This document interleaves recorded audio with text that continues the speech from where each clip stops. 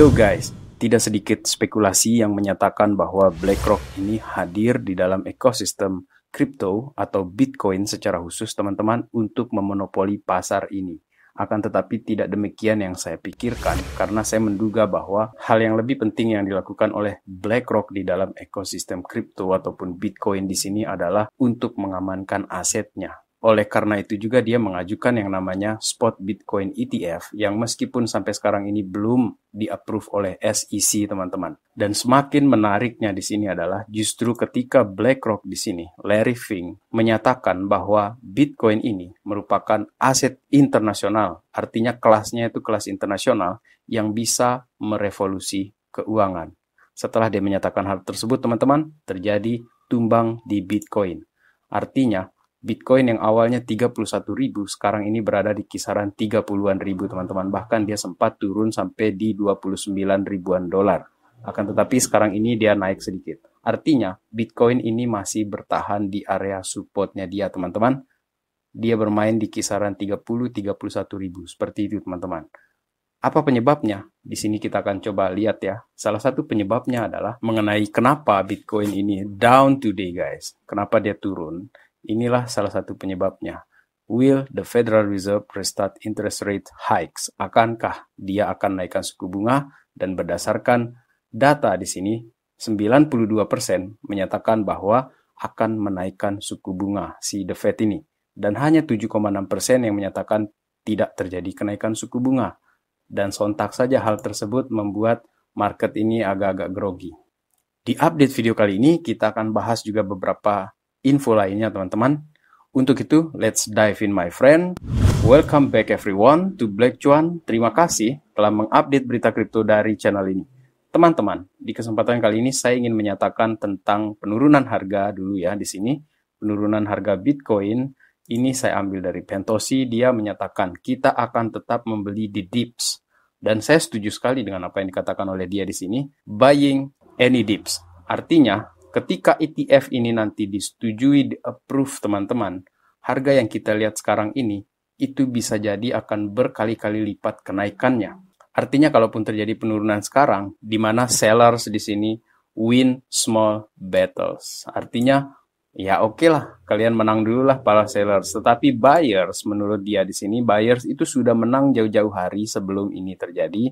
Karena di tahun 2022, underwater segala sesuatu di sana, harganya itu turun sekali. Tetapi orang yang membeli di 2022, itu dalam posisi profit sekarang ini apabila dia pegang Bitcoin. Dan tentu saja apabila nanti disetujui ini untuk spot Bitcoin ETF ini teman-teman, yang akan menggandeng Coinbase nanti di sana. Apabila total market cap Bitcoin di tahun 2021 itu adalah kisaran 3 triliun teman-teman, maka bayangkan apabila nanti dana besar ini masuk, dana yang parkir ini masuk, itu bisa jadi akan sampai di atas 10 triliun mungkin, seperti itu teman-teman. Jadi kira-kira berapa harga altcoins ataupun Bitcoin nanti di sana teman-teman. Karena ini akan menjadi semacam the largest launch in history of America guys. Ini akan menjadi sejarah terbesar di Amerika untuk spot Bitcoin ETF ini yang pertama kali teman-teman. Dan untuk teman-teman Black Cuan yang yakin tentang bull runs yang akan datang, bumbu halving, bumbu bull runs yang akan datang nanti ini 2024 itu adalah spot Bitcoin ETF yang dipelopori oleh institusi besar, paling besar lah kita bilang di sini, BlackRock teman-teman, itu akan memainkan perannya nanti di sana. Secara sejarah singkat saja di sini. Di 2015, terjadi bull runs. Belum ada Elon Musk, belum ada Michael Saylor, belum ada MicroStrategy. 2018 juga masih belum ada mereka ini. BlackRock belum ada, Michael Saylor belum, Elon Musk juga belum, DeFi juga belum terlalu berkembang. 2021, ada Michael Saylor, ada Elon Musk, dan ada DeFi yang menjadi narasi besar di sana teman-teman, yang membuat harga per satu Bitcoin saja itu nyaris 1 miliar teman-teman, ya 900-an juta seperti itu kan. Dan di tengah ketidakpastian ekonomi sekarang ini, jujur teman-teman, kalau kita menengok sedikit jauh ke belakang, ada semacam narasi yang sudah ada sebelumnya mengenai Bitcoin ini. Ini datang dari History Yesterday guys, the man who in 1999 predicted the creation of Bitcoin. Ada yang memprediksi tentang munculnya Bitcoin ini sejak 1999 ketika direkord dia berbicara, dicatat, yang bernama Milton Friedman yang juga dikenal sebagai pakar ekonomi yang meraih Nobel di era abad 20 ini, teman-teman. Oleh karena itu, Milton Friedman menyatakan bahwa di masa yang akan datang, orang-orang yang hidup di 21st century, seperti kita ini, teman-teman, ada kebutuhan untuk new monetary system suitable, yang cocok untuk manusia-manusia yang hidup di abad 21 ini, yang dimana nanti ini akan mengurangi peran dari pemerintah atau desentralisasi. Jadi dari sentral menjadi decentralized, reducing the role of government, guys. Dan dari videonya dia, di interviewnya dia, di sini documenting Bitcoin, secara singkat di sini, teman-teman, Milton Friedman menyatakan bahwa pemerintah hanya bisa memajaki aset-aset keras seperti tanah, rumah, bangunan, ataupun bahkan gold, teman-teman.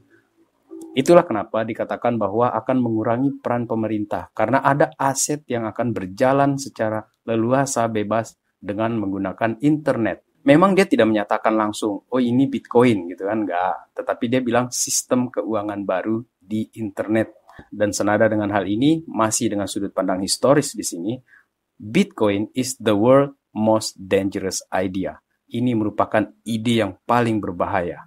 Dan ini tulisan dari April 16 di 2015, teman-teman, yang menurut saya worth it dan relevan untuk kita baca di sini. Secara singkat di sini ada tulisan dari Sander Dufresne di sini, teman-teman. Saya menangkap garis besarnya di sini ketika manusia menciptakan nol. Memang kelihatannya tidak penting. Akan tetapi di era Sumerians of Ancient Babylon, 5.000 tahun yang lalu, symbol for nothing atau zero tersebut, teman-teman, zero ini memerankan peran penting di dalam akuntansi yang menjadi dasar dari double entry dalam pencatatan transaksi keuangan, teman-teman. Dan dari sanalah berangkat ini yang namanya perkembangan dari kapitalisme modern, teman-teman. It fueled the Renaissance, enable capitalism, dan akhirnya menciptakan yang kita sebut sekarang sebagai the global economy, guys.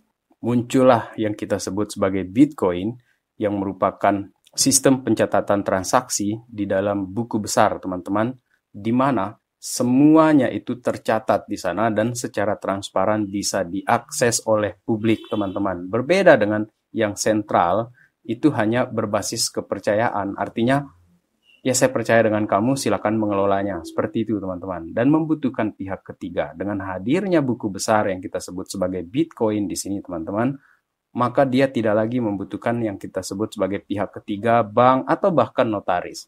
Sehingga transaksi itu bisa terjadi peer-to-peer, secara langsung, tanpa perantara, dan tidak lagi bisa dipajak oleh pemerintah, seperti dikatakan oleh Milton Friedman tadi, teman-teman. Oleh karena itu, dalam sistem ekonomi baru ini, teman-teman, akan menghilang yang namanya itu hierarki. Dengan sistem capitalism basic institution yang sudah berjalan sekian abad ini, teman-teman, dengan sentral-sentral yang ada di sini, artinya dana-dana itu berujung kepada satu entitas, teman-teman. Jadi dia mutar-mutar dari bawah sini, akhirnya selesai di satu entitas. Dan hadirnya blockchain di sini, dia memangkas yang namanya hierarki tersebut, teman-teman. Jadi orang ini terkoneksi atau interconnected lah, seperti itu, teman-teman. Dan secara ekstrim dia menyatakan di sini ya, bahwa ini adalah era yang mereka sebut sebagai digital Darwinism, adapt or die. Artinya kalau tidak diadaptasi, maka hilang, die. Dan Larry Fink yang sebelumnya tidak menganggap Bitcoin ini, teman-teman, sekarang dia mulai endorse ini barang. Dia menyatakan bahwa ini merupakan aset kelas, aset internasional, emas digital, yang sebelumnya pada tahun 2017 dia bilang bahwa Bitcoin adalah index of money laundering, tempatnya para kriminal melakukan transaksi. Perbedaannya adalah sekarang ini, 2023 ini, semenjak 2022 sebenarnya, teman-teman, BlackRock ini justru menyatakan bahwa ini akan merevolusi finansial. Dan Larry Fink ini, teman-teman, tidak ada bedanya dengan Michael Saylor di sini. Dia di 2013, Desember 2013, pernah menyatakan bahwa Bitcoin days are numbered. Ini tinggal hitungan hari saja. Ini merupakan online gambling, guys. Dan si aset online gambling ini, teman-teman, sekarang dinyatakan sebagai digital gold oleh BlackRock. Bahkan dia bilang, instead of investing in gold, people can invest in Bitcoin. Jadi sekarang ini kita punya dua alternatif menurut Larry Fink, gold dan Bitcoin. Gold ini sudah ada ribuan tahun yang lalu, dan sekarang ini kita punya teknologi baru yang disebut Bitcoin, teman-teman.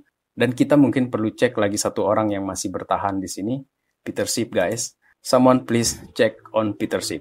Apakah Peter Schiff akhirnya akan masuk juga ke dalam rombongan ini? Kita akan tunggu dia, teman-teman. Dan berkaitan dengan apa yang saya katakan di awal tadi mengenai kenapa BlackRock ini tiba-tiba jadi endorse atau jadi sales untuk Bitcoin di sini, teman-teman, saya menangkap pesan tersiratnya adalah karena ketidakpastian ekonomi, belum lagi tekanan terhadap dolar dari inflasi yang masih belum bisa diatasi oleh The Fed. Makanya The Fed ini kemungkinan besar di akhir tahun ini dia masih akan menaikkan suku bunga, teman-teman. Oleh karena itu, bank-bank ini mulai sadar sekarang ini dan termasuk Larry Fink. Saya yakin Larry Fink sudah tahu tentang potensi Bitcoin ini dari dulu. Dia hanya masih berada di zona nyaman ya ketika belum terjadi COVID, kemudian belum terjadi resesi seperti yang kita lihat pada sekarang ini. Dan juga dia melihat The Fed ini kok kayaknya nggak mampu nih turunkan suku bunga ke 2% seperti itu kan. Maka dia berpikir ini banyak sekali aset-aset yang dia kelola dan banyak sekali konsumen nasabahnya dia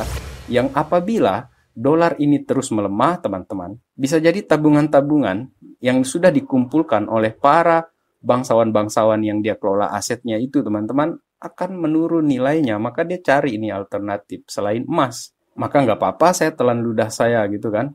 Artinya saya sebut dia scam, saya sebut dia transaksi kriminal, nggak apa-apa. Yang penting uang aman. Nah, itu yang saya lihat di sini. Dan dari kejadian ini, 8 central bank juga sudah meningkatkan kepemilikan emas mereka, teman-teman. Dan kita juga tidak bisa tahu di belakang layar mereka juga selain emas ini, kemungkinan sudah stok Bitcoin juga nih 8 central bank di sini, teman-teman. Meskipun ada di sini, Turki yang akhirnya melepas emasnya setelah pembelian agresif mereka di sebelum tahun 2023-2022 ini, teman-teman. Ya wajar lah menurut saya karena terjadi gempa besar-besaran ya. Jadi 50 ton emas dia terpaksa lepas di sini, teman-teman. Saya kira Turki sebenarnya tidak mau lepas. Hanya saja mereka kan butuh nih. Apalagi negara mereka itu mengalami inflasi yang bisa kita kategorikan sebagai hyperinflation, guys. Dan dari 8 central bank di sini, yang paling menonjol pembelian emasnya itu adalah Cina, teman-teman. Dan seperti yang kita pahami bersama juga bahwa selain dari dia punya Bitcoin, teman-teman, emas ini juga terus diakumulasi oleh Cina. Dan sebagai kesimpulan saya di sini, teman-teman, mengenai apa yang terjadi belakangan ini, penurunan harga ataupun harga drop di Bitcoin, altcoin, segala macam, stick to the plan lah. Rencana awal kita, seperti dikatakan oleh CZ di sini, setahun setelah terjadi halving, teman-teman, biasanya diikuti oleh bull year. Let's be strong and let's enjoy the ride, guys. Terima kasih telah menonton video kali ini.